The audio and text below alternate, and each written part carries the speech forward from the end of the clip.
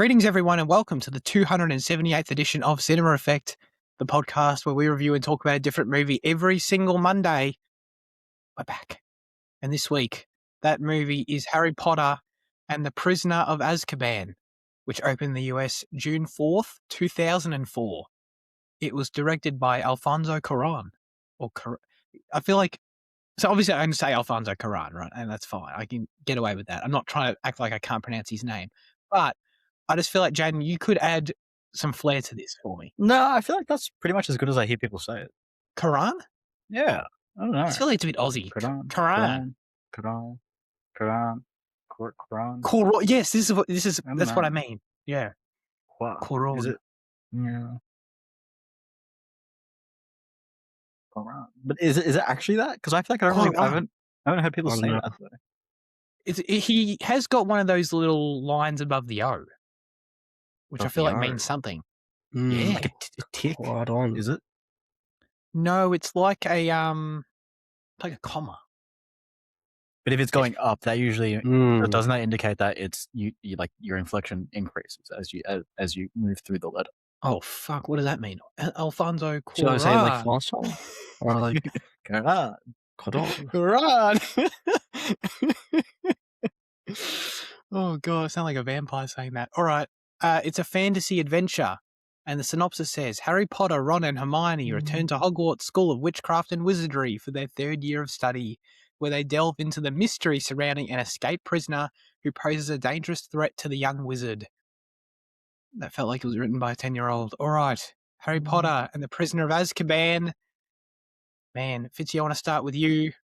How many times have you seen this movie, and what do you think of it? And bonus, by the way, welcome to our Harry Potter reviews. It's great to have you. Thanks. Yeah. Yeah. Like I don't know how many times I've seen it. I guess a few times, maybe 3 or 4 times. I feel like there are certain scenes in here which I've seen just a ton of, like the opening scene with the aunt, and some of the later stuff like the werewolf scene and stuff with Lupin. But yeah, it's pretty great. It's usually been like my favorite, or like definitely one of definitely top 3. And I mean, there are very obvious reasons for that. Like the tone of this film is pretty amazing. Obviously the direction and just the story is great as well. This time though, I wasn't like that. Maybe I'm just not in the Harry Potter spirit yet. You know, maybe I should have watched the first 2, but you weren't warmed up. Yeah, exactly, by the whimsy of the first 2 films. But yeah, I don't know. I still haven't a good enough time watching this. I just wasn't like wowed, I guess. Although there are some sequences, you know, kind of, I mean, definitely the opening and the end, which are just, you know, those are kind of just impressive in their own right. So I guess I was wowed by them, but by the whole film, I wasn't taken away with as I wanted to be this time. Unfortunately, but still a pretty great film. I don't like how you've made this negative somehow a little bit, you know, just a little bit. Just speaking my mind, Zach. Oh, shit. Maybe I shouldn't have asked. No. Yeah, this is got to be easily top 5 movies I've seen the most in my life. Like, I don't think I'd fully realised that until this time. And it just sort of hit me as these scenes kept hitting, and I was just like, man, I've seen this shit so many times. And I think it's because it's the middle point of where, like, so there was, I think we talked about this on the show, where there were, like, I couldn't watch Harry Potter movies that were M-rated for a certain period of time, so I watched the first 3 a lot. And then I graduated to the latter ones. But then also as an older person, I always usually start my rewatches at the 3rd one because, I don't know, I just like it as a starting point. I think I liked them a lot more this time, but in my head I kind of just brushed off the Chris Columbus ones because I thought I knew them so well, and they're a bit more kiddie or whatever reasons I had. Anyway, so it's in both the times though, like Prisoner of Azkaban is included and has always been included in any time I watch Harry Potter in any capacity. So therefore, I've seen it a shit ton. And I don't know, it's great. It's great. This movie cuts to the chase. It's this great standalone adventure with really fun and clever moments and super enjoyable performances. But it's, of course, also, the Alfonso Cuarón effect that brings in that slightly darker atmosphere and look that I love. And it sort of acts as the perfect bridge to the aged latter half of this franchise. So, and especially, obviously, coming off Chris Columbus, we had plenty of great things to say about those two films. But I love where we're going, obviously, and I love how this film takes us where we're going. So that's a roundabout way of saying I love this movie. Mm-hmm. I love the music. It's got heaps to offer. Do you call it like standalone because it's the one with like the only one without Voldemort, or like the first two? Because like they're all kind of standalone in a way. Like are the first two also standalone, or because they have Voldemort, are they not? Yeah, that's definitely a huge part of it. But I guess I would still call the first two pretty standalone. Really? Yeah, like less so than this. Again, but the Voldemort thing is what makes it extra. But yeah, I think the first two are still relatively standalone. I think 4 onwards aren't standalone. Like 4 kind of kicks off where it's not standalone anymore. Yeah, I can see that. But this one feels, to your point, no Voldemort, still pre all that which is coming, therefore feels extra standalone, And just when this film ends, it very much, I guess it's just the feeling when it ends. When it ends, it just feels like you watched a little story that ended. It had a little nice conclusion to it, beginning, middle, and end, I guess. But yes, Jaden, what about you? I used to subscribe to the school of thought of, number 3 is the best one. And then, it was eventually over time dissuaded. But one of the things that like people still use to this day is number 3 being the best one, other than just because they're attaching themselves to a name, is the camera. And so I paid attention to the camera. I was like, let's have a look at the camera. And he does use the camera very well. There's a lot of really cool zooms, especially like when Sirius and Lupin are changing later, and then I think the way that it follows Harry early in the film, and even like just like off the bat, like when Dudley opens the door, it's not a still shot, like it's handheld, and like the camera moves around with the door, and it just feels very dynamic, and it just feels very different. It feels like a more advanced kind of filmmaking, and you're like, okay, fair enough. And it, like like it's definitely a very good one, and I still love it. But yeah, I think it still didn't quite secure that top spot back for me.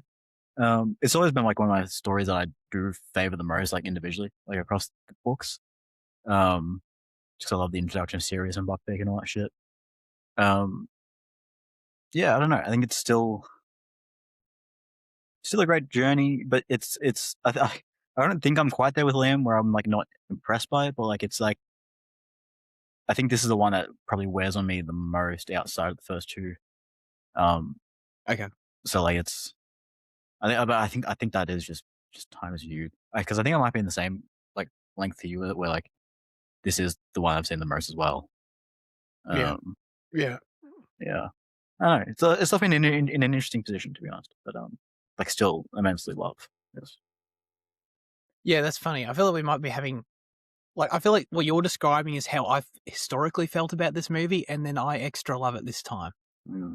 So it's just kind of, I don't know, maybe a slight role reversal happening here of sorts. I do love how, obviously, we've seen this movie a shit ton. I love how Fitzy brought up, he's specifically seen the opening with the aunt so many times.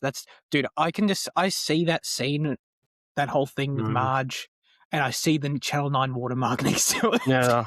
Oh my god, yeah. Holy shit. That's so cool. It's just, I think it's because, usually like on a Saturday night or whatever, this movie probably starts at 7:30. I just think like you're wrapping up dinner or whatever and it just comes on. And then it's just sitting there playing for like the first 10 minutes and you sort of watch the first 10 minutes and then walk off or whatever. Yeah, so that shit is definitely real with me. But you brought up the tone. I feel like you might disagree with this, but that's what I want to find out and pose this question. I actually feel like, especially in having rewatched the past two films, this film's not actually that different tonally than, I mean, I'll say both films, but definitely Chamber of Secrets, actually. I think it's pretty on par with Chamber of Secrets, but it's more so in, I think what makes it different is the visuals, the mise-en-scene, the atmosphere, the camera, as Jaden is bringing up. I think these things make it feel different, where actually, like, content-wise and, like, narratively and all that, it's just kind of, it's actually pretty similar. I don't know. I don't feel like it goes dark necessarily.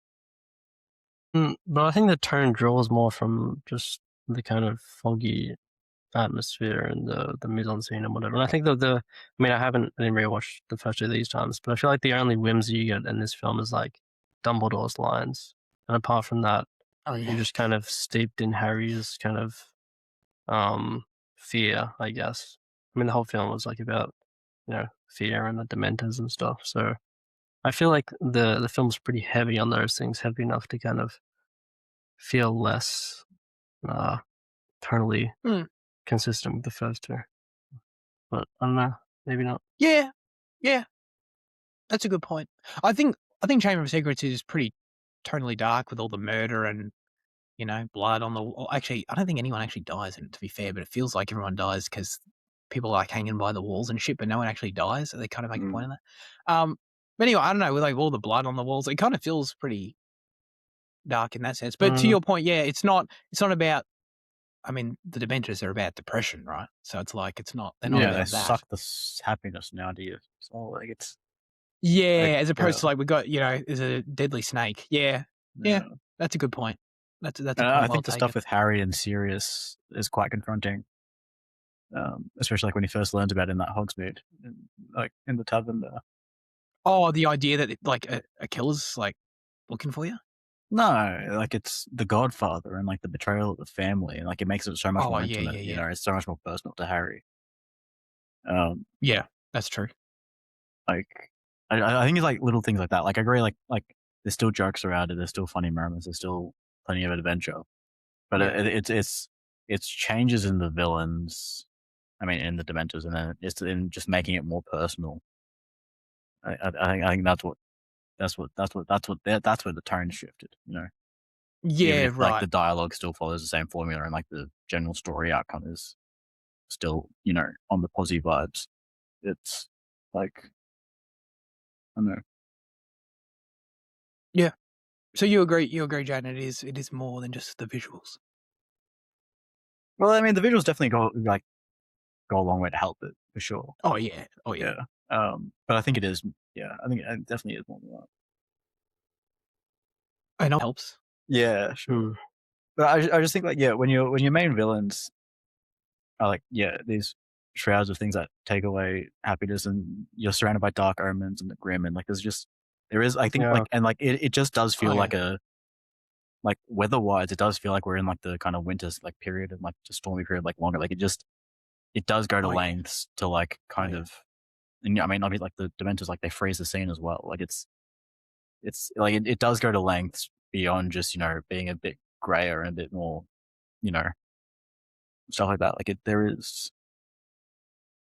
So it's like I think the framing of Hogwarts as well is a bit dark, because like the first happy scene we see of them like in the room together or whatever, when they're trying like the weird lollies that like make you do animal noises and the train and stuff.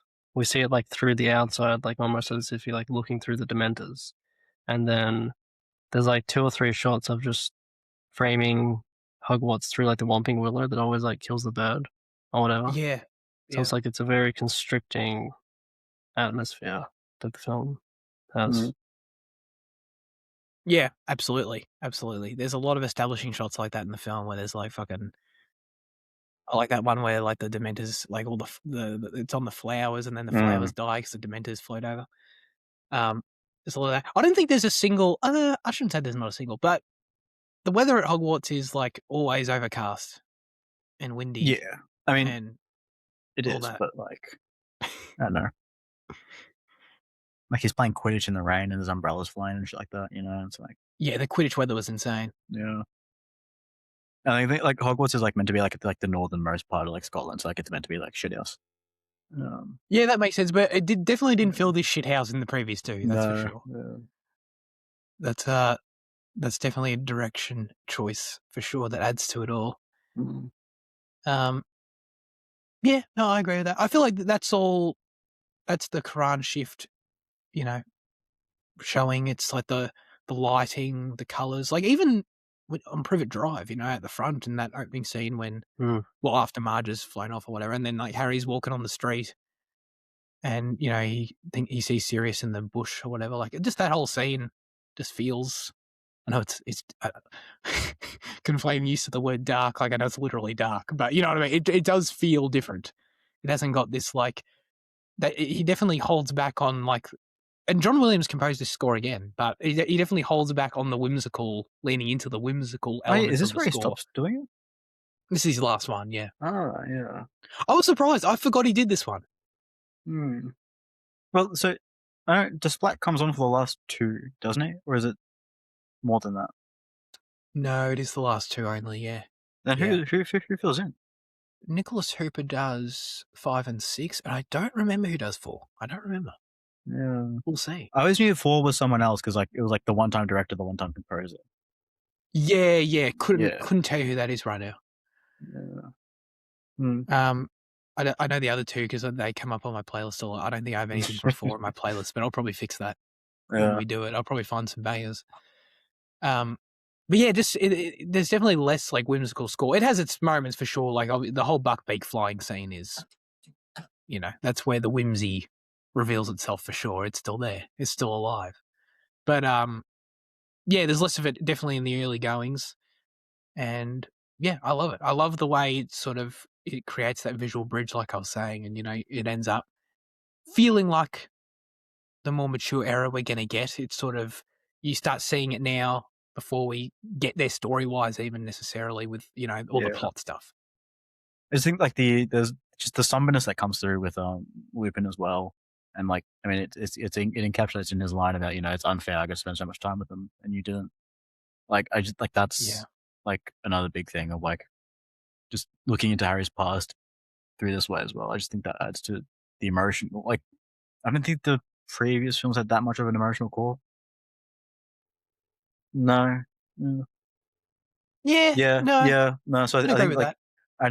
adding that kind of that side to it as well. You know, because I think from now on, like you kind of are. I mean, especially 5 and 6, I'd say for sure, and 7 part 1. Yeah, I think the emotion kind of starts becoming like way more prevalent. Like, Absolutely. Yeah, absolutely. As opposed to just feeling like, you know, adventure stuff. The Chamber of Secrets or whatever, yeah. Sorry, Andy, that we keep like alluding to the future so much, by the way. But that's all right. Yeah, no, I think you're right. I think it can't be understated how much it adds having a character. Lupin's such a great character, by the way, one of my favorites. And having a character who knew Harry's parents and just him getting to talk to him, you know, and like him getting to share some of those anecdotes, and it adds a lot. It really does. Because, yeah, like, I think that's mainly what it is. You don't really get, in the previous films, you get, like, I don't know, I guess Hagrid tells him a bit about, like, the night they died or whatever. But, like, yeah, you don't really have that exact connection of, like, people that are family adjacent for Harry, kind of, and have that historical context with his parents. So that adds a lot, for sure. I don't know. Fitzy, I'll try not to add an extra syllable. David Thewlis. Yeah. I'm so proud of myself. For years, I've been calling him David Thewlis. Thewlis for no reason. I say Thewlis as well. Thewlis. Yeah. Like, why do we say that? Thewlis. Like, it actually clearly is Thewlis. Yeah. I just like Thewlis. I think, it's like the TH, and then I sort of just like even though it's not what it says, I just see Lewis at the end. Yeah. So I'm like, Thewlis. But no, Thewlis. It's such an awesome part of this movie. And, Lupin's a great character from the book as well. I remember that. But I don't know. It was like such a great casting to have him come in and do this. And I don't know. I feel like he doesn't really do any like kid stuff. So like I feel like I've never seen him anything remotely this family friendly. So shout out to that. Shout out to him doing it because he adds a lot, especially in this movie. Obviously, like this is really. I know he's obviously comes back, but like this is really his movie. Where you feel him the most. He gets the most shine. So yeah, I assume he's always a standout for you as well, Fitzy. Yeah, no, he's great. He's great. Very charismatic performance from a charismatic actor. So yeah. And like kind of he like David Thewlis always kind of plays like more like haggard kind of characters, So this was kind of perfect for him. Kind of run down, fun teacher. So it was good casting for sure. He's just a solid bloke as well, Like obviously, like the whole werewolf side is interesting and how he's kind of not right, and he's sort of is something not right about him that's sort of clear. But at the same time, he's just like a solid bloke. He's like he feels like he feels like a great teacher. That's kind of the thing about him, I think, is that like if he didn't have this unfortunate condition and other circumstances going on, like he would be a killer teacher at this job, and you can see that in that scene. I love the Boggart scene where you get that whole lesson with the class, and he just gets to shine in that. That's just a great idea for a scene anyway, and a fun scene regardless. But getting to see him teach, that's what I enjoy. I don't know why. Like, I guess it's something that the books and films just did well in communicating his relationship to Harry. But like, I can't pin down why. But like, yeah, like he has always been one of my favorite characters outside the trios, like across all the films. And like, I mean, without really speaking to later on, like they do a great job in communicating the relationship that he develops with Harry here. So I guess I guess like there's just like this kind of like through devices, both in both mediums, like they just in conveying like the importance to Harry. I guess I kind of attached onto that without really like realizing like that's why I liked him. But I assume like that's probably why, because I can't really think of like why else he'd be stand out, Yeah. I know what you mean. Yeah, because I actually think about why is he one of my favorite characters? Yeah, he has it's not the easiest question to answer. Time, like across. Yeah, I was thinking like later on. It's yeah. I think it is the charisma. I think it is the fact he's the first person to link back to Harry's parents, like we were saying. I think it is. I don't know. He's also. Does this contribute? He is also like the first like actually good Defense Against the Dark Arts teacher. Yeah. That you kind of want to stay in the job. It's not like at the end it's like that fell apart for reason. Because like obviously that wasn't going to work, or he was a fucking plant or whatever. But there's actually a few of them that are plants now. I think about it, but. Yeah, I don't know. He feels like you actually kind of want him to have the job by the end of it, maybe a bit as well. Yeah, all those. I think maybe it's the 1%ers with Lupin. It's all those little things that add up, and it's just like this guy's great. That's the equation. Probably reflects what I like in a teacher in real life. I don't know, just knowledgeable, but also like kind of like larrikinism and like just like in the ability to share and bond with the student, I guess. Because you kind of need that. Because you get that with I like all the obviously the one-on-one scenes. Like he goes out of his way to, I know, like it's not entirely fair because he has like a family connection to Harry, so Harry's like he obviously gets treated different. But I don't know, you feel like he's looking out for Harry. Yeah, he's giving him these one-on-one lessons, and that feels nice. He's being helpful. I like the scene where they he obviously teaches Harry the Patronus charm, and all that stuff. Always telling him to eat things because it'll make him feel better. That's such like a dad thing. Or like I don't know, just like is it a dad thing? I don't know. I just thought like the chocolate makes you feel because like chocolate makes you happy, so it gives you back the happiness after like. I thought that's what it was. Yeah. When he keeps saying it really helps. It really helps. That's what he meant. Yeah, I thought that's what it was. I mean, I don't know. I figured it was some sort of like fucking magic special chocolate that helps with your headache or something. I don't know. I like your theory better. It's just chocolate. Yeah. It's just banging. That's like the one thing that doesn't come back. Because like in every movie, it's like everything is like a Chekhov's gun that like, you know, comes back in the end. Oh yeah, like yeah, chocolate. yeah. Chocolate is just there. We need it Maybe there's something in the explained. book, I don't know. Maybe we need all of its goddamn components and ingredients explained, please. But yeah, that's another really good scene. I don't know. He doesn't get these scenes. Well, I guess that's the other thing about the film is that it's got a ton of great scenes that are actually pretty brief. Like it's funny, like Lupin doesn't feel like he has the most screen time in the world, but like he is in a decent percentage of the movie. And I think it more just speaks to the fact that the film is only 2 hours and 10 minutes long. It just sort of flies by. Yeah, that's how I feel. There's no dead air for sure. It's very quick. No. Well, I mean, it's funny how like it is significantly shorter than the previous two, which is kind of crazy. Like, but I think Chamber of Secrets was like over 240. I think. Yeah, I think it was just about. Yeah.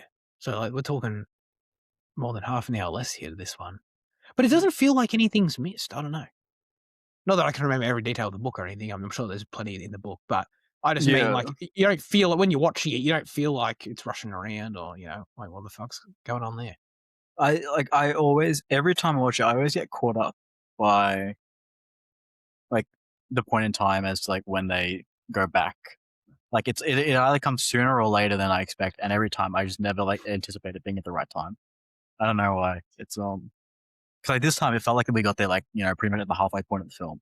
I think it probably is like a bit after that, but like it felt like you we mean got when there they restart rewinding the clock? Yeah, like when they're in the hospital and they rewind. Yeah, dude, there's less than half an hour left at that point. Yeah, I was really. It's very late. Yeah. I actually that doesn't sound right to me. Like it's so I took note of this, obviously being very familiar with the film. I don't even know why it's that interesting, but I'm just very familiar with the film, so I guess I'm like looking for all these things that vaguely interest me. And that's the fact that so I know like the whole day of the time travel aspect of it kicks off when the trio start walking to Hagrid's cabin the first time. And that happens with an hour left. Oh, really? So it's past halfway through wow. like they even get to the day. You know what I mean? Like, and before that, it's just like, what is the film about? Before that, the film's just got a lot of these scenes that are teasing things, that are setting things up, teasing aspects of the mystery. Yeah. And obviously, the film doesn't have a lot of action, actually. No, yeah. Like you get the Quidditch scene and obviously the stuff of the opening, but there's a good it's good like 50 minutes there in the middle where it's just like a lot of these sort of faster scenes, the Boggart scene, the classroom scenes, or all that. But they're all so fun anyway because I think the performances are so great in this movie across the board. Like every scene's entertaining. All the characters are so fun to just be with that it's like it doesn't matter.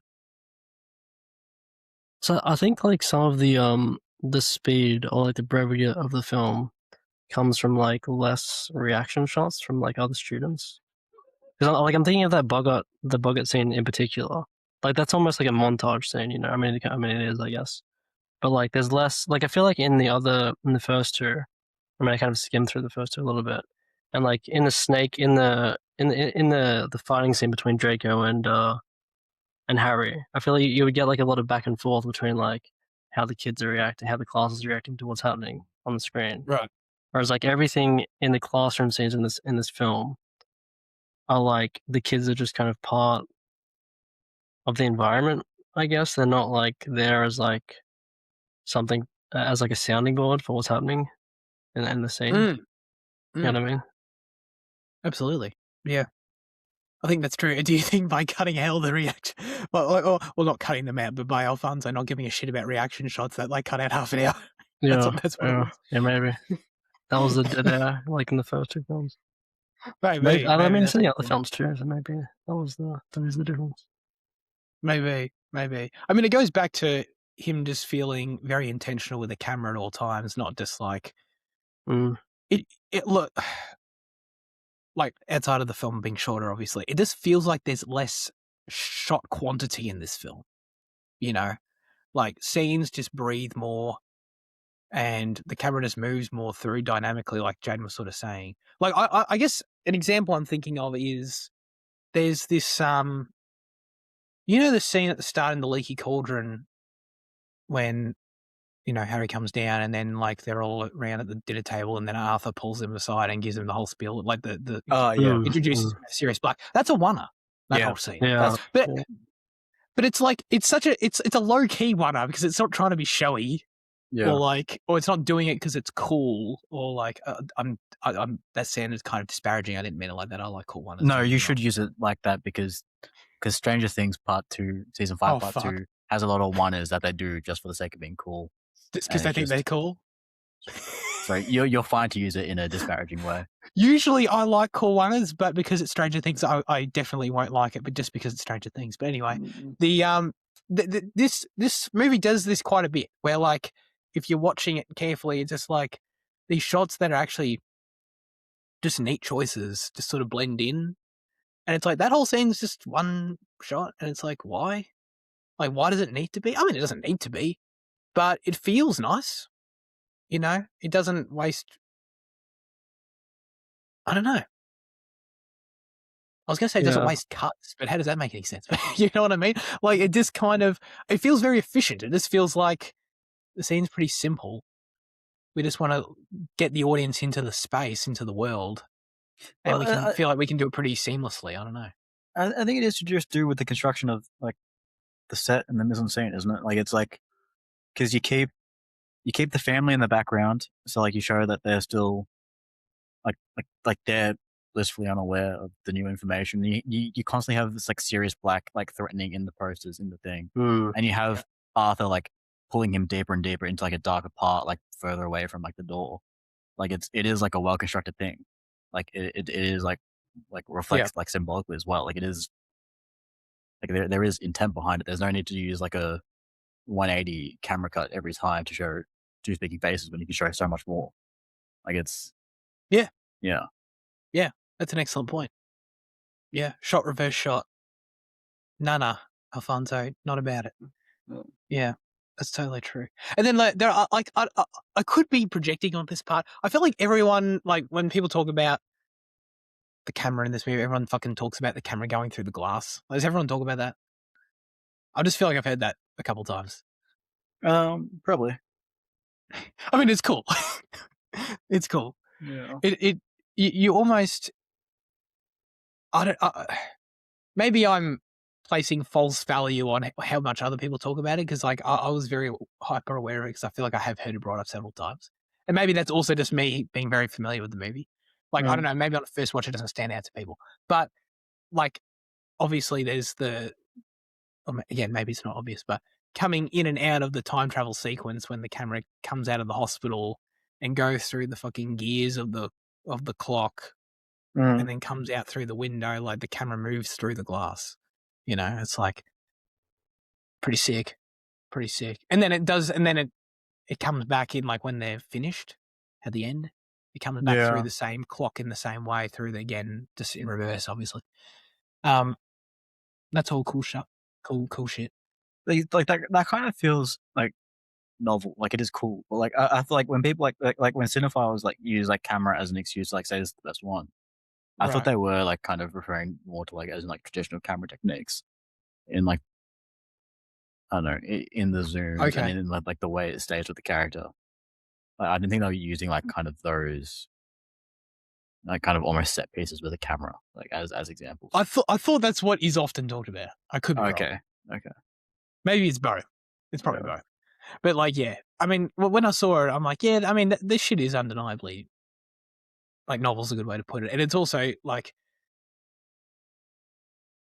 it feels very relevant in the fact, like, obviously in that scenario, it's literally going through a clock and it's time travel. Like, I get it, but when you're watching it, like, it does feel very cohesive and very relevant, and it doesn't take you out of it because it's like, look how cool! Look, it's time travel and it's a clock, and we're doing cool shit with it. It's just like it just flows, and it helps that you go then straight back to the characters, and then like it kind of follows them out in that way. Yeah. I think the coolest thing though is like when they're going down to like, is it Hogsmeade? When they're going down the hill the first time, you kind of get the interjections of like the wide shots or whatever, which are like kind of weird, but it's like it's a clue to like later on when they're viewing it from back further up. But it's like it doesn't linger on the shots long enough for you to like go, oh, that's like jarring or whatever. Oh, when they're going to Hagrid's hut, do you mean? Yeah, Hagrid's hut, not Hogsmeade. Yeah. Okay. Hogsmeade's the other thing. Yeah. Yeah. Or like the like the almost third person shots in the first time they're doing. That's true. That's true. I mean, the film does drop a lot of clues like that in its shot. Like obviously focusing the Whomping Willow and the Shrieking Shack, and these different places that they go to, and they become relevant. I do just while we're talking about cool shots, I do really like that shot of this one. This one is just kind of like it is just kind of novel and cool and like not much else, but I think is it the start of the Boggart scene? I don't quite recall, but in the Boggart scene, it's when I think it actually might be the end of the scene. Actually, it's when Lupin shuts it down and it goes through the mirror. You know what I'm talking about? When the camera, so like the Boggart cupboard it's a what do you call that? A cupboard? Whatever. Yeah. Cabinet. It's a cupboard. Cabinet, yes. Yeah. It's a cabinet with the vanishing cabinet. It's it's a cupboard or whatever with a mirror on it.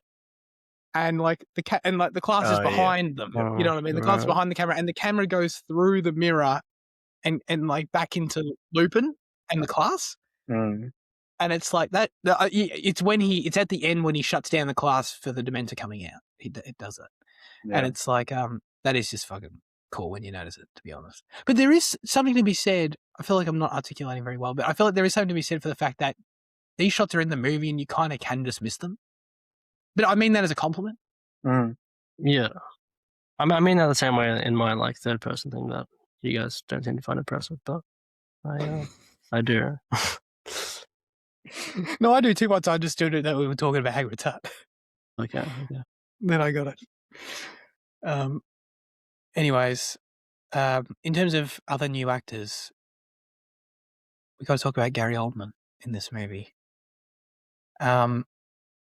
Just great, obviously, I think the way in which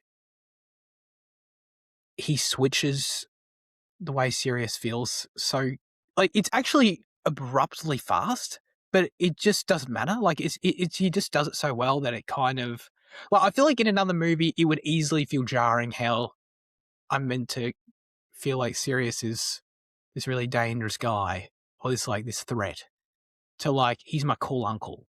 And it happens in literally 1 minute.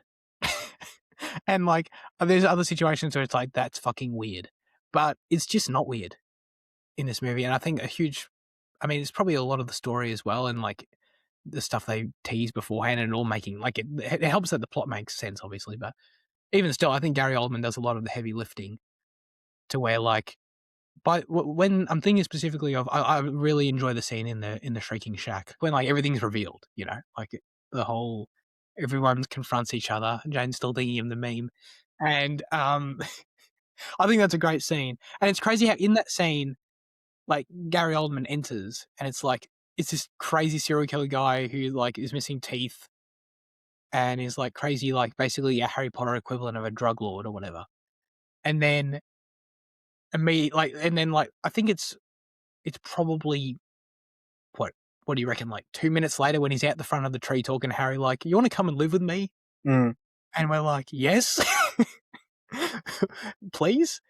It's just, I don't know. I think it's pretty sick how crazy that shit happens so quick, and it's just awesome. I don't know. Gary Oldman, like by the time you get to the end of it, it's just like I want to go live with Gary Oldman. I want him to be my cool uncle. And, Rich cool uncle. Yeah, so he is rich. Yeah, the Black family is rich. Yeah, that's right. That's right. I forgot about that. So yeah, anyway, that's just me singing the praises. I really love that. I think it's mainly in that scene, actually, in that like the way the transition of how Sirius's true nature is revealed to us. You know. Yeah. I mean, you get that scene in the passage where he's kind of jovial and is kind of feels like a schoolboy almost when he's like apologizing to Warren about the leg and all that. Like it's like you do get, yeah, like it's an easy transition, like despite it being fast for sure. I was also going back to that scene on a rewatch, like looking for if it felt contrived that they don't just say what's going on. You know, because Yeah. you know how all the characters walk in and it's like we're meant to think Sirius is trying to kill Harry. That's the whole point.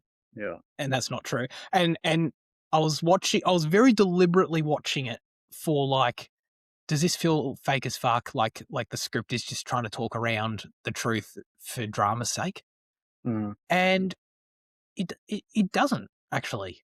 Like obviously when you know what's actually happening, it is kind of like these characters could just say things in a different order to like snap out of it quicker. But it does feel natural enough. And it keeps the idea going enough that Sirius is evil and wants to kill Harry, but not egregiously so. Like, and things happen at just the right time to where it is actually a well-written scene, I think. Like, for example, like, you know, they're just about to get to the point and they start bringing up Peter Pettigrew and then Snape comes in and it kind of then derails it again for a minute. So it's like, I don't know, things do progress quite naturally. I think it's a probably, honestly, I don't know if many other people feel this way. It probably is one of my favorite scenes in the movie. I just think it's well written and everything comes to a head, you know? And then for a second, you meant to think, like, Lupin's turned on us? What? You know? Not that I actually ever, you know, thought that, obviously, but... It is, like, one of my favorite scenes in the film, but I disagree that it's not, like, contrived in the way that you It is a bit said it contrived. isn't. Yeah, I thought so for this time. Okay. They could have just said it, well, they could have just really said something differently for that. There's like 3 minutes. And then we're gonna kill him. We're gonna kill him. We're gonna kill him. Yeah, that is true. I'm serious. It's like, this keeps reiterating that point. Yeah. How aware is Lupin, I guess? I guess it could be on him a bit. Like, he should be aware that Harry thinks Sirius is trying to kill him. Yeah. No, he's definitely to blame as well for the miscommunication. Because I guess there's a point. I guess you could make the argument, like from Sirius's point of view, like he's not really. Oh, he just doesn't know.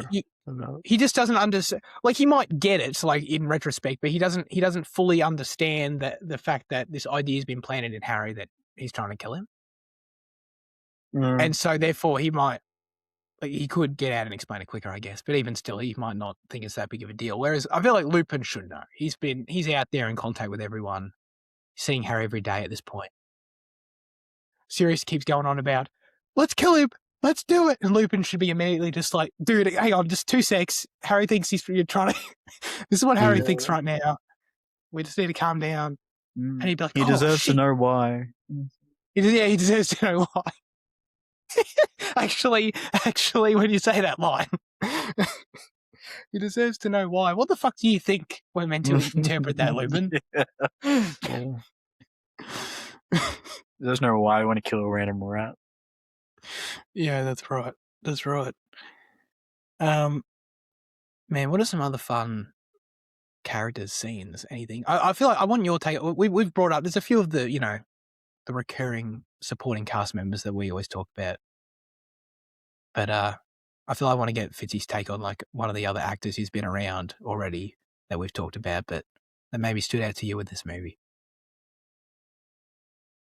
Well, I feel like as I said earlier, you get less of those like surrounding characters. So there's like, I feel like there's not as much of them in this film. But there's not much McGonagall in this movie, is for one example. Yeah, there's not much McGonagall. Dumbledore kind of just slips the helpful lines every now and then, but he's not really too prevalent. No. I did like the brothers' presence in this. The Weasley brothers, the twins. I thought they had a pretty like consistent presence, I guess. So they were fun. Yeah. I like how Snape was more kind of backgroundish. I don't know. He just kind of filled in the gaps, you know. Filled in the gaps is the best way to put it. Yeah, I like that. But yeah, I don't know. No one else really stood out. I mean, obviously, you know, Ron and Hermione were great, but yeah, I don't know. Dude, I fucking Even love Draco that. wasn't like that. He wasn't Oh. like that for a while. Nah, not really. Draco is kind of one-dimensional for a minute here until we get a bit later. But like in the first year, I feel like the first one especially, like the beef between Draco and Harry is like much more. Yeah. Overstated. Stated. Yeah. No, that's true. Yeah, and then he kind of just becomes a simplified, even more simplified, like just, yeah, pretty standard. He's there in a couple scenes for like, I don't know, a very specific purpose. Not much of a character in and of himself kind of thing. That changes. But I think he's meant to be a bit wounded in this one though. Like because I just finished Chamber of Secrets and like at the end of it, Lucius is thrown off the board. The book, you mean? Yeah. Like Lucius is thrown off the board of the school, so like Draco doesn't have like the same like swagger. Oh, okay, and that's like noted. Okay. Yeah. Like I think it's noted at the end of that book, so it wouldn't, like it probably carries through to this one where like he's still a little shit, obviously he's still like up himself, but like he's got less immunity because of that. Yeah, okay. He still holds sway obviously because of his dad's position in the ministry and they're a rich family. And as is shown by the consequence of Buckbeak. But like it's not quite as much. Yeah, okay. That's good context. I didn't really get that from the movies alone, but that's good.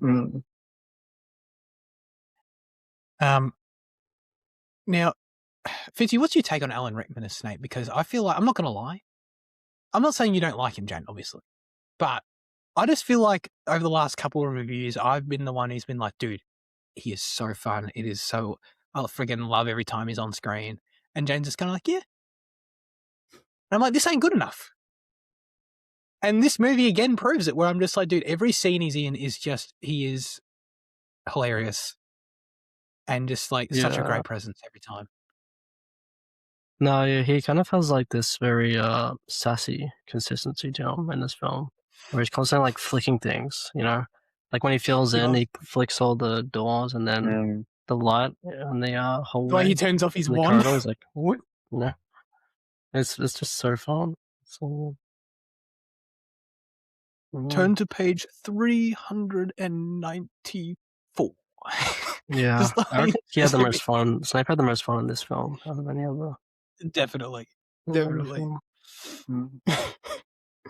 Oh god, he cracks it. So many of his lines crack me up. How extraordinarily like your father you are, Potter. Like the words he chooses to rudely draw out is just so funny to me, man. Oh god, it's so good. But like, I don't know. I'm talking about him like he's comedic relief, and he's obviously not exactly. But it is a very entertaining performance. Like that, it works perfectly in the movie. But like, it is just like I also just sit back and just think it's hilarious, and I love it. I mean, to state my case a bit, like when I'm reading, like Snape's probably like one of few film characters that I translate like one-to-one as what I imagine. Okay.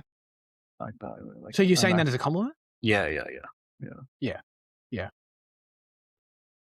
Even now, though, still, Jaden, in your kind of muted fashion right now, you kind of, I don't feel like you get the entertainment value from Alan Rickman than I do. No, I still do. I definitely do. He said in his muted fashion. I don't know what else you want me to say. Like that's honestly. I just want you to find him more entertaining than you currently do, because it's not good enough. Okay, I'll try. That's all I'm saying. Okay. Oh god, it's so good. It was kind of wild, like when he got flung across Shrieking Shack. Yeah, since when did Expelliarmus do that? I think it does knock back if you don't aim for the wand. Right. He didn't aim for the wand. I think I also read that just now. Like when they first do Dueling Club, I think it does knock someone back but then later on they use it like to actively to disarm rather than knock back. Okay. See, it's actually sticking to specific details. That's good. I thought it was just weird ass movie logic where it's like Expelliarmus was used like 3 times in the same scene and it did one thing, and then Harry did it and it did a completely different thing. Yeah, like, I think it just kind of goes to show like teenage hormones and rage and confusion. I think it wasn't thinking clearly. And bad aim. Yeah. In practice, yeah. True. Okay. Yeah, that's fair enough. I will say, it was kind of weird when Snape and Dumbledore... This was the only scene that took me out of the movie. And, like, maybe it's nitpicky. I don't think it is, to be honest. I love when Snape and Dumbledore have this private conversation about Sirius Black's status in the castle while walking through all the children just fucking lying there. And they have this conversation at normal volume. Oh. And it's just like, okay, like, that is the most kids movie shit I've ever seen, where it's just like, you just they assume the kids are all sleeping and they can't hear them. Yeah. All right. Sure, dude. I mean, the one that got me as well is just in Hogsmeade, like when Fudge and McGonagall and what was it? I don't know. And like they feel the need to like make like the hogs, the 3 broomsticks, like an owner privy to the information about like Sirius Black. I'm like, why does she need to know? Like, and they say it on the street, so all the 3 of them, I know they don't know Harry's there, but the 3 of them can hear them from like 30 meters away. Yeah, that is true. Obviously, we've talked about Dumbledore in the past reviews for Richard Harris. R.I.P. Richard Harris. His time. He had his time, and now we got Michael Gambon in, and we got to talk about that a little bit because, I mean, the conversation with Michael Gambon's performance will evolve, but in this movie, Dumbledore's just a troll in this movie. Yeah, it's big time. Like everything, I don't think there's a single scene. Maybe his first scene, like at the Great Hall, even that maybe you could say is a bit trolly. Everything else is just trolling. But I think it's so funny. Like he actually, I guess he doesn't really have much screen time at all. And then he definitely doesn't really until the end. But then by the time you get to like the hospital at the end, and he starts like fucking. I mean, it's endless at the end, but like when he starts fucking tapping Ron's injured leg, first of all, what? And then obviously, just these delivery of all the lines, like, I don't know, even the way he tells them to say, he says good luck at the end. Good luck. He's just like such a fucking. I get that he knows all, and that's kind of built in. But I don't know. It was. I thought it was entertaining, and I'm a big Michael Gambon guy overall.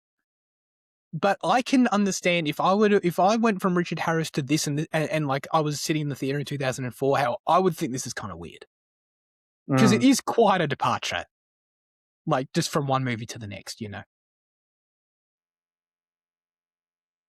I think like the thing is, even with Richard Harris's one, he is like obviously super whimsical, and we only get that kind of more mellowed, like kind of more authoritative, fatherly, paternal, whatever you want to say. Like you only get that more like in the breakdowns at the end of the films, or like it's like throughout the films. He is like otherwise he is just cryptic and like kind of a bit aloof. Like he actively avoids Harry in number 2. I think number 2 states like it feels like he's avoiding him. Maybe that's later. I don't know. No, that is later. Oh, is it? Yeah. No, but like no, I know it is later, but I think it also does happen in number 2. Oh, like, okay. You can't catch him. I don't know. But like, yeah, I think the only reason like with Gambon, he didn't get the chance in this film, like because they didn't have like the kind of post-year breakdown discussion scene. It's like I think that's why. Right? Is that what it is? That's what he needs. Maybe. I don't know, even just in the way he like moves around, take a really minor whatever scene when like the fucking, what's her name? The fat lady goes missing and they're like walking up the stairs and he's there and he like he just has a different energy. Like that's not, Richard Harris feels like I get he's meant to be this all powerful wizard and if we'd stuck with him, we would have seen that. But like Richard Harris feels like he needs a wheelchair. You know what I mean? Like Michael Gambon's walking around like he could hop on the elliptical. And he just has a different kind of activity to him, which I don't dislike. It's just I think there is a change. Like, and if I went from one to the next, it would be like this guy feels different, which he is. Obviously, he's a different human being. Yeah. But the thing is, I think because I always just think that like I always thought that the change from Harris to Gambon was apt for the films and the tones they reflect. Yeah. But then, like in watching it this time, like Gambon almost does like feel like kind of singular in the way that the film does feel self-contained that you were talking about earlier. Because I think his Dumbledore later, like it feels like you do get that Harris quality back of a bit more of a coaching style to him. So like it does feel like Gambon's Dumbledore almost does feel as singular and as bridging as the film does in general. Sure. Yeah. That's a good way to put it. Yeah. That's funny. Yeah. I also liked, I don't know. I think I was overcooking. I was trying to overthink that. But the point I want to make is that I thought it was cool that right away with him coming in as his first take on the character, they gave him a different costume. They didn't try and put him in the Richard Harris costume because it's the same. It's the same character, and we're just recasting. You know what I mean? Like they immediately gave him his own identity with his own costume. Yeah. And then they stuck with that costume, like that. And when I think of the two different Dumbledores, like I actually think of what they're wearing first because they're so different. Yeah. But because they both were always in that outfit. I guess the overall compliment I'm giving the movie is that I think it was a smart choice to give him a different costume right away and not try and shoehorn him into the red. Yeah, but with like Dumbledore not having the end-year speech and everything, like I think it works because Harry already has like two other kind of paternal figures in the film, but also like it works more towards like Harry developing by himself, like with the Patronus spell at the end. Like he like even then he thinks it's like his dad, you know. So he's constantly like looking towards a kind of father figure. But then obviously he steps in and does it himself. So it's like it's kind of like Dumbledore taking a step back is Harry's first, step into himself. I guess in his own doing things himself as a teenager. As his first time as an adolescent. So. A hero's journey, some might say. Yeah, that's really cool. Yeah, I do really like the scene when Dumbledore walks out and Buckbeak's gone and he's just like, how extraordinary. Oh, search the skies if you must. I'll have a nice cup of tea. Like, the way, like, he immediately jumps to that immediately, like, he's fucking, like, any normal human being who heard that would know that, like, he definitely, like, had something to do with it. It was just funny. Man, what else we got? Are there Timothy Spell? Spell? Scenes we haven't. Peter Pettigrew? Yeah. I'm a big Timothy guy. I don't know why. I don't think I've seen him too much, but like I just love when he pops up. Is he still alive? Yeah. Isn't? Is he? Is he? I thought he was. What do you mean? Is he? I don't know. I don't know. I think wasn't he in something like last year? Oh, fuck. I mean... Bro, he's 68. Oh, dude, I'm just saying so many of these people are unfortunately dead now that I kind of... No, but yes. No, you're... Okay, that's fine. Sorry, Timothy. My bad. Yeah, I don't know. I always crack up at the way when Sirius and Lupin start fighting, he just like... And he fucks off. Yeah. Yeah. It's crazy how much in human form he looks like a rat. Yeah. Do you think they use makeup for that? Like he doesn't really maybe a little. Since he doesn't really in real life. No, but yeah, no, he's good. I feel like I probably overlooked him because I feel like I'm mainly associated with in Goblet. Yeah, sure. A bit more anyway. Yeah. Just feels so pathetic in this one. Like it's insane how quickly they convey that. I mean, it's not hard, but like it's, I don't know, just despicable and just slimy. Oh yeah. Yeah. He starts talking to Ron like, "Oh, I was a good rat," or whatever he says. Jesus. Yeah. This brings up like the funny thing about like if he shows up on the map as Peter Pettigrew, like even though like when he was Scabbers, like that means that for like 12 years, not 12 years because Fred and George only found the map like 3 years ago. Like for 3 years, I've seen that Ron's been sharing a bed with a man called Peter Pettigrew. They haven't said anything. That is great. That is great. Oh god. Maybe they just don't use it at night. I don't know. Oh, dude, that is the best fucking plot hole ever. I love that. Wait, but like they didn't have like they wouldn't like they just thought it was a piece of paper, didn't they? Because they didn't have like the code. No, the they twins had knew the what it code. was. Yeah. The twins had the code. Oh, right. Yeah, okay. No, that makes sense. So the twins see that every night. Yeah. But like when you they mainly used it for finding passages and getting away with things. So I guess like I don't know, maybe they weren't using it enough to like see. I don't know. Yeah. Look, we can try and get our heads around it. We know what really happened. Yeah. We know. Yeah. We can do mental gymnastics if we really want. Oh man. I'm just trying to think of other cool scenes that we haven't talked about. The night bus as a sequence. Yeah. At the start is probably my version of like a classic Spielberg action adventure scene. I don't know, like I can't think of an example right now. I don't know, like some scene from Jurassic Park or some shit. They're like, you know, that generation of people love and like, oh, it's the classic scene or whatever. I don't know, like, you know what I'm trying to say. I feel like that's a better example. Like maybe a scene from Back to the Future or some shit. I don't know, but like I just mean it in terms of like it's an action scene that. Like an adventure, magic, whimsy action scene that I've just seen so many times. It just feels like I just know it off the back of my hand. Like I know every detail of that scene and what's going to happen next and all that. There's like no surprise to it for me, but it still maintains that magic. I don't know. It's still great every time. You know, when the fucking double decker bus squeezes through, it's fucking, I don't know. It's a very brief scene. It's just very, it's great. It's got that, I don't know why. It feels like Spielberg to me. I'm pretty sure Stan. Oh no, nah. I won't. No, I can't say it. Nah, I was talking about later stuff. Oh, future spoilers. Yeah, dude. I wrote like 5 notes that were future spoilers, and I had to stop. And I won't reveal them. That's okay. Yeah, so I like that scene. I also really, really like the first Dementor scene on the Hogwarts Express.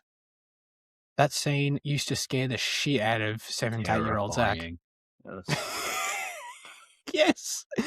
I'm so glad you agree. And look, obviously I wasn't scared of it this time, but it's still like I get why, because it looks really good. When the fucking cloak and the hand first peer around the corner, it's like that shit is so good. Like genuinely amazing. Yeah. And I get why I was scared of it, for sure. I think that was honestly probably the one thing that like kept me sane not watching the later ones, because I'm like, I knew there were all these later Harry Potter movies, and this was the furthest I'd gone, and this scene was in this movie, and I was like really scared of that scene, and I'm like, dude, it's going to get worse than that. Like, oh my God, I'm not going to be ready. And to be honest, I don't think there's anything scarier in the future movies than that. Like, not much. No, I think there is, but like not like out of design reasons. I'd say. Yeah. Okay. Yeah. Not in the same way that like it just immediately it immediately strikes a 7-year-old. You know, as creepy as fuck. Yeah. I think there's a lot of cool stuff with Dementors to come. I mean, it's mostly in the books, though. I feel like that's probably one of the biggest missed opportunities of the films is that they didn't dive into a lot of the Dementor stuff. Not that it's something to dive into, but like there's a lot of cool passing references to things later that have Dementors involved. I've got no memory of any of that, so Okay. that's cool. Yeah. That's why I should get excited for the show because it's going to do all that, I guess. Yeah. But that on the other hand is like when I was watching that was like something I thought about. Like if the show ever looks worse than what the films do, like I think I'm giving up on them like straight away. Dude, you like we gotta know. I feel like there is gonna be stuff that looks worse. Like there is gonna be. Yeah. Like if there's just a shot of Hogwarts and like this and like the background just looks like overlit and fake and shit. Like I don't know, man. Yeah. Like because like I'm so keen for it, but like that's like the sobering thought that keeps me like kind of out of. I'm like, if it looks worse, I'm like, what happens then? I'm not even trying to be pessimistic. Like it is literally just like I feel like all these big budget TV shows that get these huge amount of episodes, like that is kind of the thing they have in common. Like it like not to give fuel to the fire at all, but like it is like your thing with House of the Dragon. It's like that is kind of the thing that the big budget shows have in common when their budget is stretched over that amount of episodes and they try and be ambitious with everything. Like it does kind of show in a lot of them. Yeah. And I feel like this might be the same deal when you've got 8 episodes or whatever. Even Nick Frost's Hagrid. I mean, I think that's just my thing with Nick Frost though. You can just see him through the. Yeah. Nah, yeah. Nick Frost's Hagrid looks like shit, man. He also just looks like exactly the same kind of, but Nick Frost. Yeah. Yeah. I'm not huge into that. I mean, I can't say it looks terrible, but it's also kind of just uninspired. I just see Nick Frost. I just can't get over that. Yeah. Yeah. Did I have anything interesting in trivia? Not really. This was the lowest grossing Harry Potter film. Oh, really? Boo. Warner Brothers supplied ushers at cinemas with night vision goggles to prevent illegal recording and pirating of this movie. It's so random. Like every cinema had like 3 people fucking walking around. Like Dementors. Ushers a thing in Australia? No. You've never been to like is like even like isn't like as an outdated thing, like you don't remember ever going to like a theater as a child and like seeing an usher? No. I don't. Yeah. Well, that's the closest I can think of, like at MIFs, like people guiding you in, kind of, but like that's because like it's a high volume event rather than like just being like a. Right. But maybe like 10 years ago or 15 years ago, maybe they had something. Yeah. I'm good, I think. I hope. Yeah. All right. Let's get to our final verdicts for The Prisoner of Azkaban. Jaden. I'm sticking with an 8. Yeah. Super strong stuff. I love it. I love this world so much. I think 3 was probably my jumping off point. I actually don't think I watched 1 and 2 first. It's Yeah. So it's always going to be dear to me. Yeah. That's how standalone it is. I am going to. I echo all that. I'm going to bump it up and give it a 9. I think it's excellent. Fitzy. I'll give it an 8. Yeah. It was a 9, but probably can return to a 9. But for now, this viewing, an 8. Very good. Excellent. This is my first time giving it a 9, so I'm, we're all fluctuating around the same numbers, I think. Yeah. Okay. Let's get into news chat. I guess we can talk about. I'm going to pop out for 2 secs, but I need you guys to give your thoughts on the Doomsday trailers you've seen. And then I can maybe fill in the blanks. Maybe. Actually, I need to hear about the X-Men one. So I think Fitzy saw that, but go for it. No, it's pretty cool. Seeing Charles and Magneto and the Cyclops. They had the shot of Cyclops where he like his laser vision goes full power. You know, which is pretty cool. Instead of just like a focus thing, it's like just blasts out everywhere. It's like really strong. Everyone was freaking out about that. So that was pretty cool. Yeah, it was just cool to see them again. I didn't think I cared that much about X-Men, but I think it will be cool to see them as part of the rest of the team. So yeah. I only watched the Chris Evans Captain America one, which is just boring as shit. It was just like a kind of highlight reel of him driving a motorbike and coming, like looking at the shield. But like that got me thinking, like it was like a genuine like teaser, like not shot to be like for the film. Surely, it's like, was the X-Men one like that? Was like, or like, do you see those being shots? I think that could be in the film. Yeah, I think they could be in the film. Yeah, I don't know. Yeah. I mean, I did see the Chris Evans. I do kind of agree with you that like that felt more like it was just built to be a teaser. Yeah, but I don't know. Yeah, I don't know. Like I'm very unconvinced by the Chris Evans return. I think most of the internet seems to be as well. Even the X-Men nostalgia bait doesn't work fully for me. I haven't seen the trailer, but like, I've always preferred the new gen of X-Men from First Class onwards anyway. And like, seeing as they're ignored, like it's not really working on me. I don't know. I'm keen for James Marsden again, I guess. Like he's like the one I'm happy to keep the role of Cyclops. Like, and like as much as I like, you know, Ian and fucking Pat as their stuff, I kind of prefer James and Michael, and I'd rather see neither of them. I'd rather see none of them, to be honest. I'd rather see fresh faces for it and let them move on. But like James, I'm happy for. The others, not really. Well, you know, we're going to get the fresh faces after this, you assume.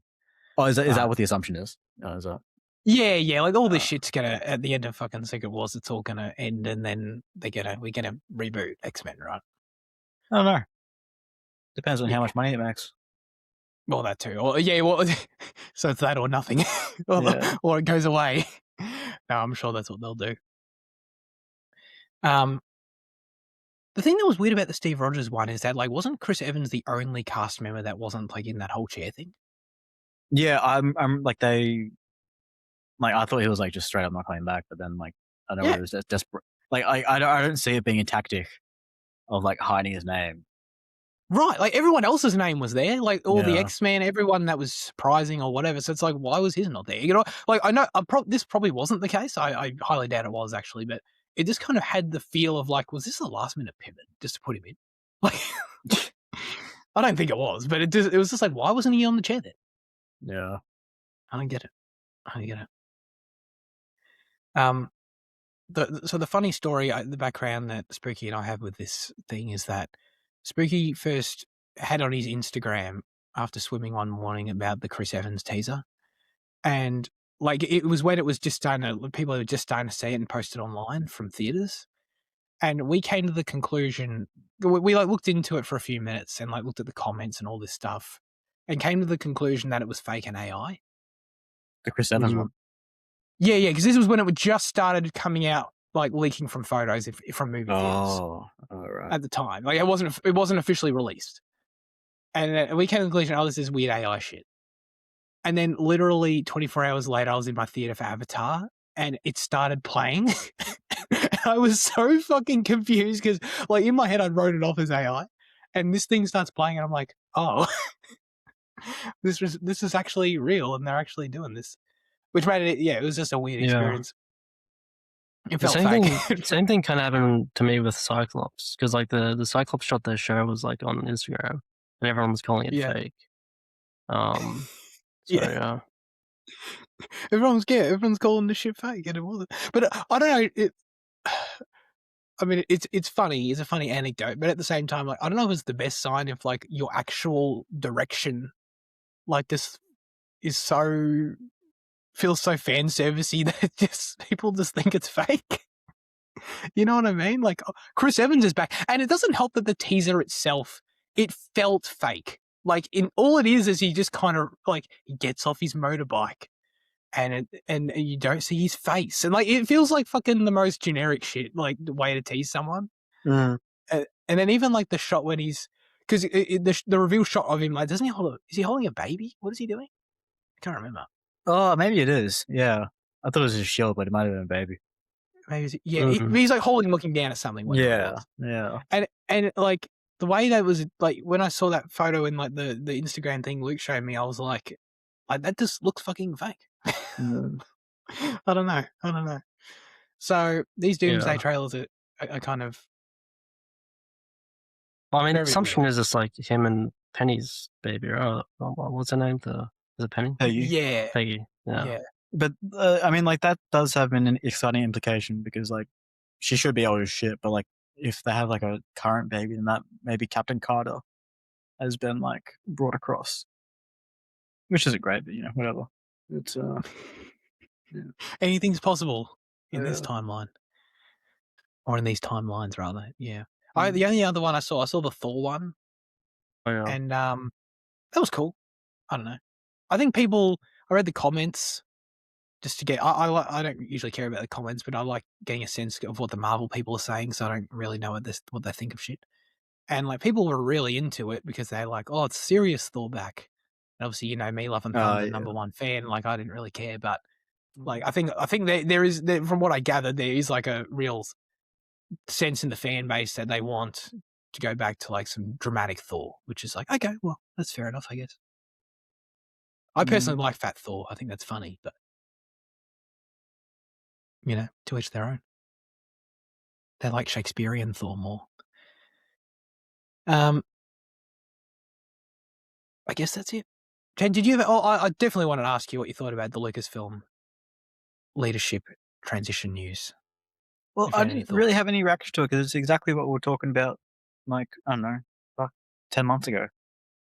Like, we all knew Kathleen was stepping down, and then who was it? Dave and someone else came up to Yeah, what's her name? Co-run it? Something. She's been around for a while though. Yeah. Like, it's not that. Like, it's not something outside high. Like, it's someone embedded.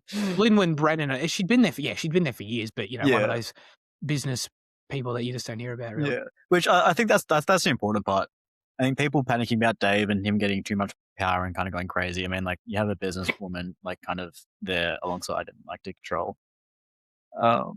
Right. Yeah. It's a shame that Kathleen's gone. I think she's done so much for the studio. But I'm excited for what comes.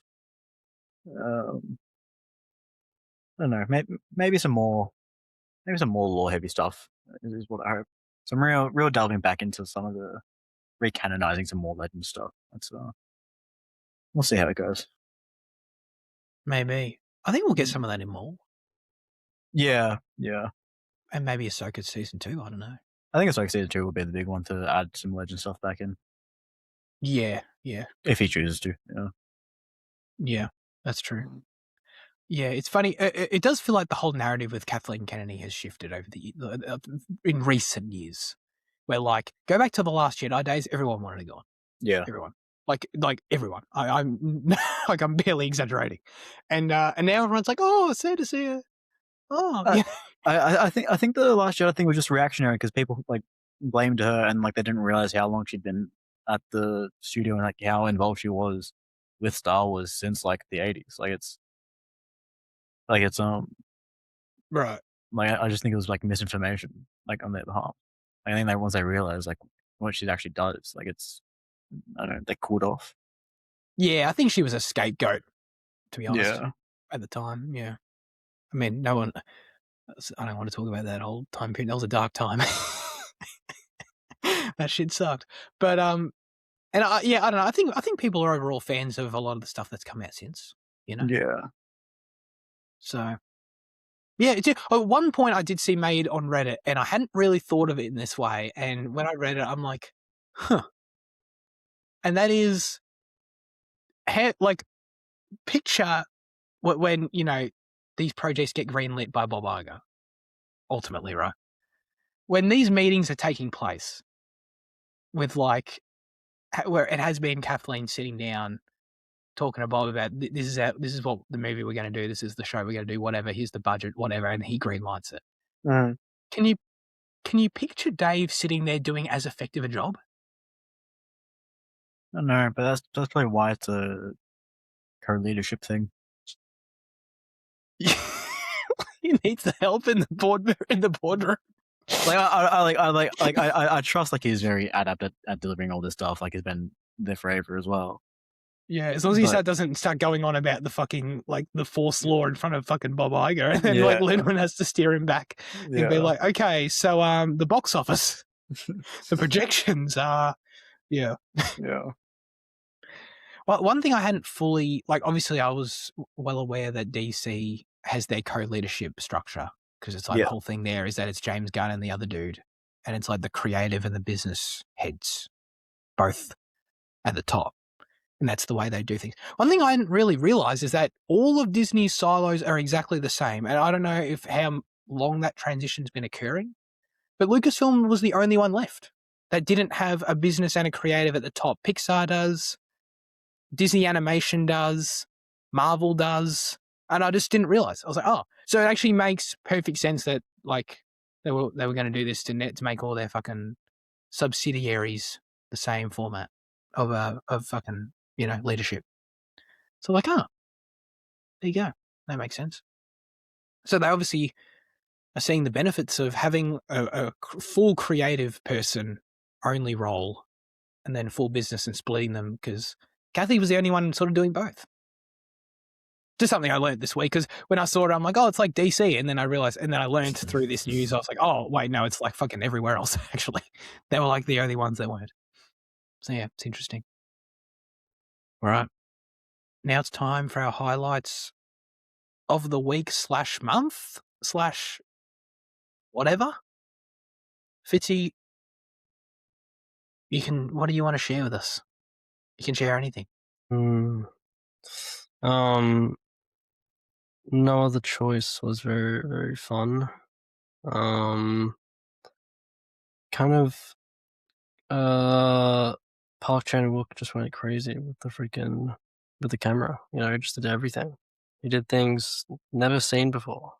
He invented new techniques. So it was very, like, everything was very heightened.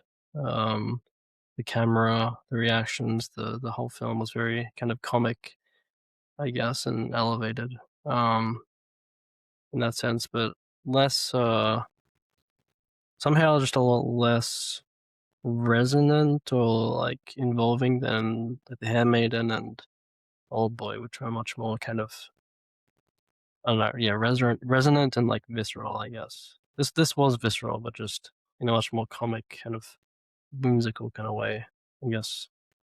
So he just kind of had fun, you know. So sure, yeah. Good. Is that how you felt, Zach? Yeah, it was a good movie. I don't know. I had no comparison point. I've never seen one of his films, which felt like kind of not ideal. So I definitely want to go and watch more. But like, it did some really cool shit. I thought the editing was really cool.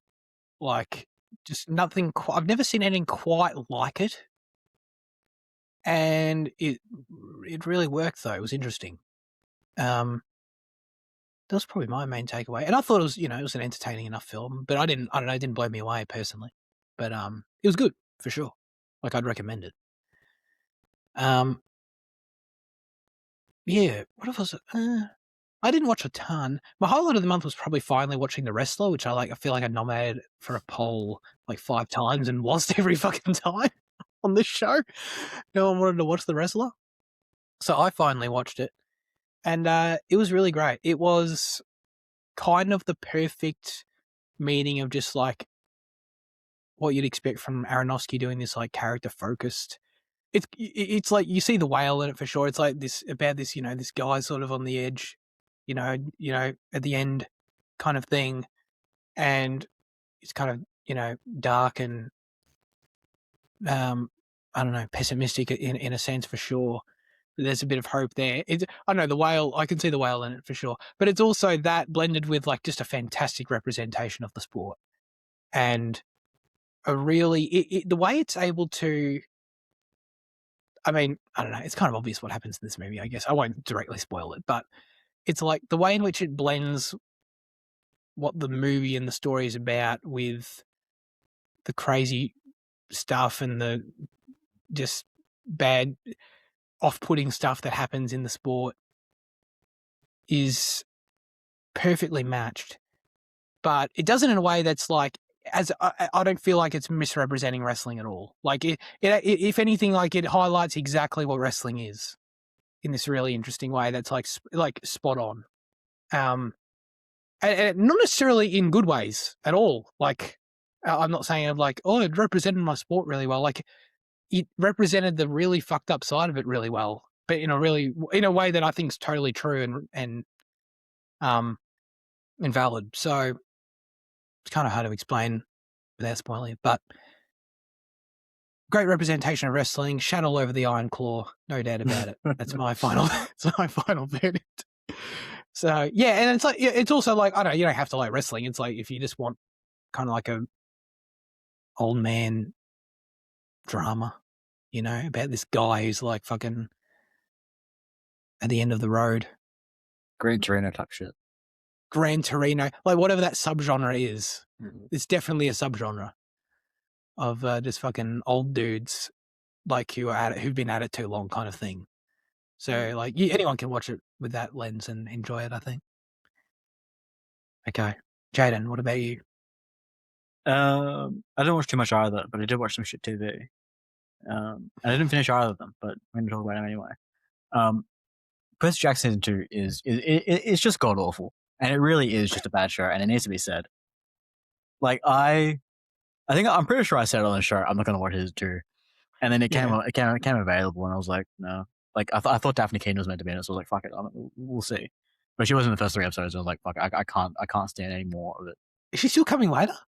I think she might be, because she was at the premiere, so I was like, oh, so is she in it? I don't know. Maybe it's just like a Disney. She was just there. Maybe it's just like a Disney association thing. I don't know. But then like, yeah, it was just so shit, man. Like the show is just so shit. Rick, like he doesn't know what he's doing. He criticized the films for years of, oh, it's a misrepresentation. Like he doesn't know how to adapt his own source. Like it is crazy bad. The dialogue's terrible. The acting's bad. The realization of the world is just miserable. Like at least like the movies are just fun and they're engaging and like they're cool, interesting, you know, amalgams of his like mythic stuff in the world that it was like, you know, like the 2000s world that it was like, you know, taking place in. It's just miserable and just sucks. I mean, like I know I'm out of the target age audience, but like I think with Season 2 I've seen like the online response shifting to my side, where like people are like, oh yeah, no, this is not good stuff either. So let's hope that thing gets cancelled, but we'll see. She's in Season 3, Jaden. Season 3, fuck. Yeah, no, I can't do it. No, I took it off my Disney Plus continue watching, so that show's dead to me.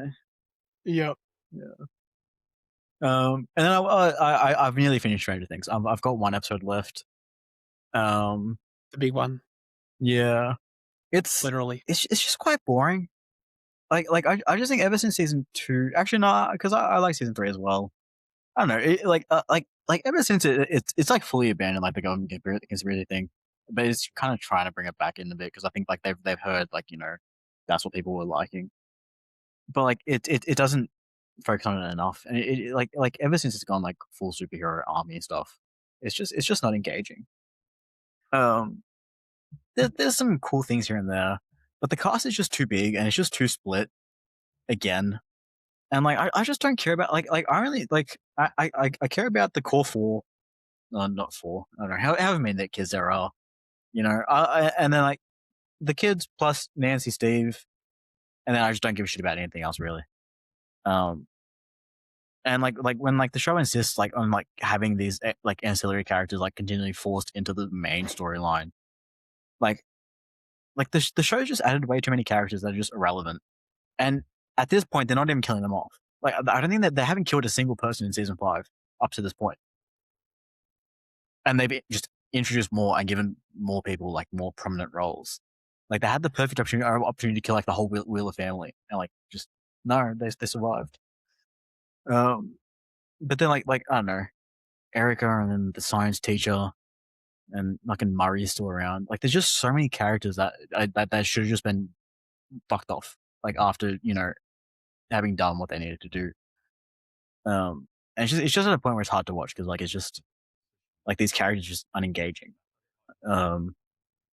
There's a cool thing that happens in like I don't know episode 7, I think, like a cool reveal, I guess. But also I think it's like stupid. Like it's cool, but like it's also dumb. And then the whole Dimension X thing just looks like ass. Like it's just like I don't understand how you have the most expensive show in the world and you're making CGI landscapes that look like that. I don't know. I came for the last episode just to see like because people hate it. People hate the last episode, so I'm keen to see like what actually happens there. Okay. Yeah. You know how when the episode runtime's released, we're going over it and this is ridiculous. Mm-hmm. The actual episodes are all about 40 to 60 minutes shorter than what those initial runtimes were. Oh, okay. So that was like a meme playing on the fact that the last season was so long. Well, it's either that or they had to like desperately cut so much stuff because like they I don't know, they couldn't do it. I kind of doubt that. I mean, like there's a cool theory that came out of it, like because like people were like looking at like that, and like we're meant to get like a 3-hour finale, and it's only 2 hours, and like the episodes leading up to the finale were meant to be like 2.5 or whatever, and they've only been like 60 odd. Can you imagine if that were true, can you imagine the audacity of these brothers thinking they can fucking make TV that long? Yeah. Well, I don't know. Like, there's a thing, but like people are like, oh, like all the cut episodes are the true versions, and like people are saying like there's going to be like a restored version that's apparently I don't know. There's meant to be like a meta thing that happens at the last episode or something like that, where like Vecna's like playing with the audience's mind as well. So like if that like that's a cool storytelling device if that does happen, but I don't think that's the case. Yeah, right. That sounds kind of sounds like a bit hopium. I don't know. Yeah, like I just think it's a sad way to go out for the show. I think season 1, like I continually say season 1 was like generational stuff. But I just like what it devolves into is I genuinely think it's sad, and I just think like half the cast doesn't want to be there, and the half that does want to be there, I just don't care about.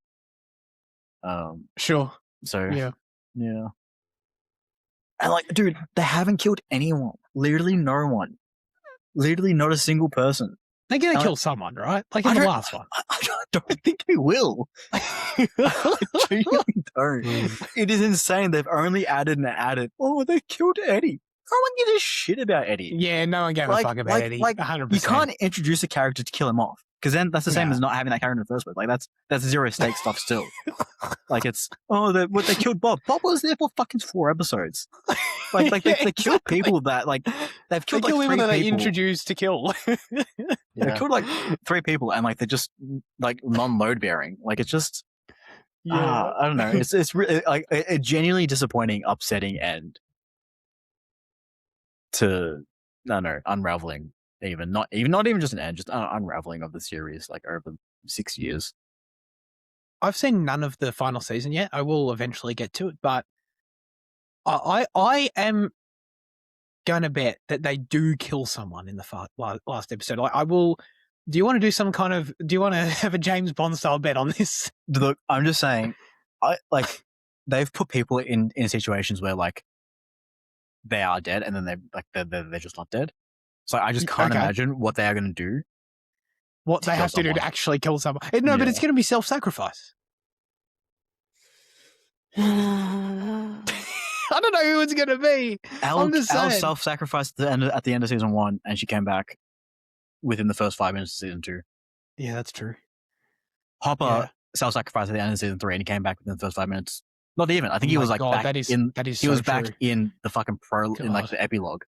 Like it's yeah. Like it's oh my god. Like dude. even if there is a self-sacrifice, like I doubt it. Like it's they'll come back in the fucking epilogue. Yeah. Oh man. But there's a making of documentary which I'm really keen to watch actually. Like not because I'm like the biggest fan, but like I'm just keen to see like how do you put together this thing? So yeah, it's interesting. Yeah. You learn all about the cut 3-hour episodes. Oh man. All right. That's it. As always, we'd love you to submit your responses, thoughts, and/or reviews for next week's film in the YouTube or Instagram comment section, or join the Discord server. This week, the specific question we'll be asking you is, as always, first episode of the year. What are your most anticipated movies and TV shows of 2026? I was listening to a podcast today. We'll go over it, next week, obviously, but I didn't realize how stacked this year's going to be for movies. I'm like, holy fuck. It's kind of all... I sort of had an epiphany. I realized, like, oh man, it's going to be kind of wild. Not that I'm going to give a shit about a lot of them, but like it's going to be big, I think. So, anyways, big for the money. But yeah, that's it for this week's episode. Thanks everyone for tuning in. Fitzy, what are we doing next week? We're doing Marty Supreme. It's Marty Supreme. Oh yeah, we got to go see that. In the cinemas. So, Josh Safdie? Yeah, Josh Safdie. Yeah. Yeah.